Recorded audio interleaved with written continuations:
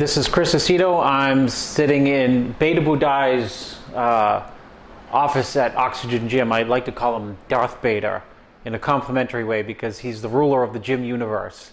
This is my first time in Kuwait, and although it's the first time in Oxygen Gym, it is what I expected. People keep asking me, did you expect this in Kuwait? Did you expect this type of gym? Actually, I have. I did expect it because I've spoken to Victor, Rolly, Nathan, Della Rosa, Rami, Jay Cutler. I've spoken to everyone and they say the best gym they've ever been in.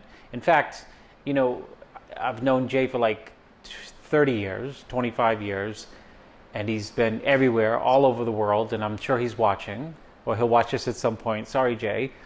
And he's not easily impressed with anything. That doesn't mean he's not impressed, but just because, he's seen it all, done it all, it takes a lot to impress him. So when he came to Kuwait, to Oxygen Gym, I said, how was the gym? And he said, I can't describe it. He said, you have to go. So this is my first time in Kuwait, first time to the gym. And it's actually exceeded my expectations, what I expect. Nothing's better than be able to walk through the gym door, get something to eat if you need it, and then take an elevator upstairs to the gym and see people training really hard. It's a hardcore atmosphere. It's a very friendly atmosphere. It's like the perfect, it's the perfect place. It's like a dream for a bodybuilder. It's what California used to be. When I was little, or when I was young, people wanted to go to Gold's Gym, and that's where I went. Gold's Gym in California. That's where Arnold went. And you stay there, you train there, you train with the bodybuilders. There's camaraderie, friendships are built, but that's all gone now. There's a few people who train in Gold's Venice, but not really. So this feels like the olden days of Gold's Venice, except it's a better gym.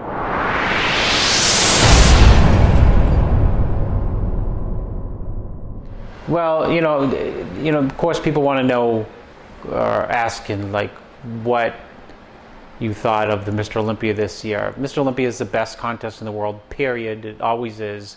It's unbelievably exciting. I think, the consensus and, people can agree, people who have, a measured opinion can agree that two things. On Friday, Rami was shredded, but probably a little flat. I think his tan, if you go back and look at pictures, sometimes you overlook things. His tan really hurt him. And actually Friday and Saturday. But sometimes the Olympia is about call-outs.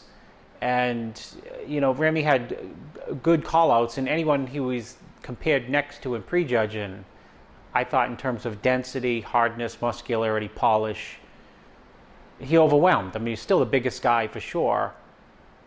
In the prejudging, the issue for him in where how the cards were dealt was he did not get a chance to stand next to Phil.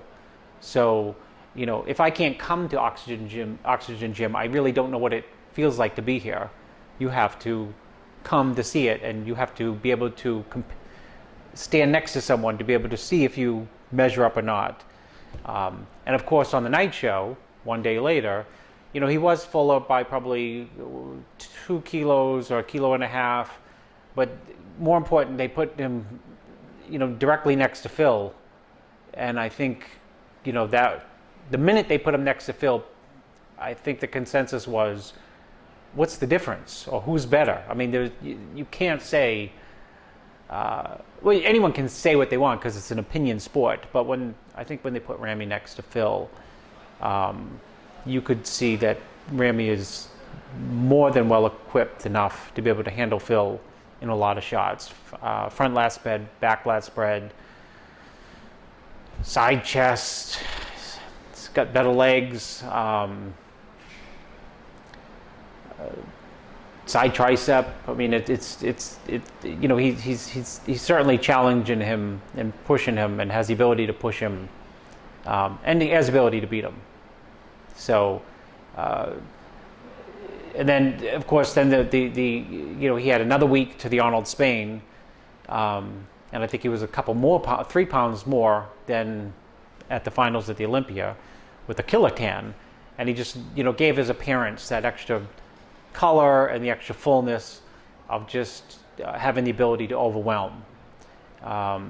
So for the thing with Ramy is this: it's the same with Phil.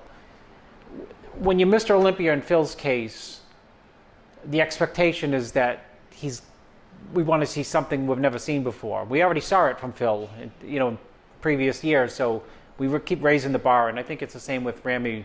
We want to see like Andreas Munzer-like condition with fullness like we've never seen, and anything that's not maximally full or absolutely incredibly peeled, we say, oh, he could be better. So the expectations are high, but I mean, this is his gym, right?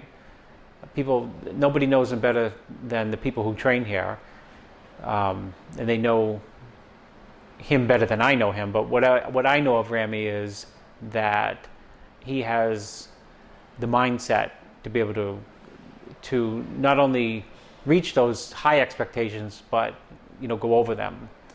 So and that's what it takes, in bodybuilding. You have to have a mindset to be able to take your body to the next level. It's not always just physical, genetics or how hard you train. You have to have the mindset to be able to to push yourself, and you also have to have the mindset to, when you come away from a contest that you don't win, to be able to sit back and say, okay, what can I learn from this, and how can I get better? Because if you can't learn from something, then you just end up frustrated, and if you end up frustrated, you end up being a bodybuilder who is always like this. You can never get to the next level. So, people who know Ramy know he's going to probably not only take it to the next level, but redefine the sport.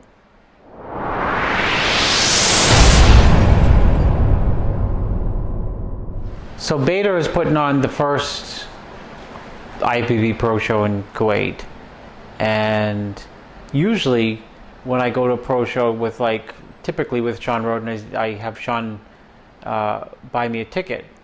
So Sean called up Bader and said, Chris needs a ticket, and we know Bader would give me a free ticket, but I heard that Bader's giving out free tickets to everybody.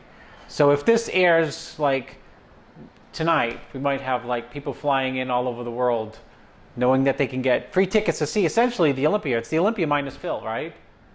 So when you come to Kuwait, that's the hospitality, I guess, is that you get to come to see what's essentially the Mr. Olympia lineup, but it costs nothing. I mean, you can't get a better deal. So I told Sean, they're giving out, the tickets are free. I said, get me 20 of them then.